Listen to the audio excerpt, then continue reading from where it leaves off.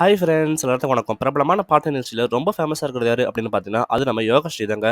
சூப்பரா பாடி எல்லாத்தோட கவனத்தையும் ஈர்த்துட்டு இருக்காங்க. அதிக ரசிகர்கள் வச்சிருக்காங்க. கரூர் மாவட்டத்துக்கு பெருமை சேர்க்கிற மாரி வேற லெவல்ல பாடிட்டு இருக்காங்க நம்ம யோகஸ்ரீ. ரொம்ப ஏழ்மையான குடும்பத்தில கஷ்டப்பட்டு வளர்ந்து இந்த வாரம் பார்த்தீங்கன்னா, பக்தி திருவிழா சுற்றுல வேற லெவல்ல பாடி எல்லாத்தோட மனசையும் உட்கார்ந்துருக்காங்க. இந்த வாரம் பார்த்தீங்கன்னா, அம்மன் பாடல பாடியிருக்காங்க. குறிப்பா பார்த்தீங்கன்னா, அவங்க பக்தி பரவசத்துல யோகஸ்ரீ அவர்கள் பாடி முடிச்சதுமே எல்லாருமே எழுந்து நின்னு ஆட ஆரம்பிச்சுட்டாங்க. அந்த அளவுக்கு சூப்பரான பெர்ஃபார்மன்ஸ் குடுத்துருக்காங்க யோகாஸ்ரீ.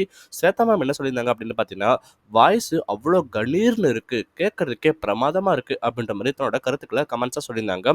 எஸ்பிபி சரண் சார் பொறுத்தவரைக்கும் பவர்ஃபுல்லான வாய்ஸை இந்த மாரி நான் கேட்டதே கிடையாது.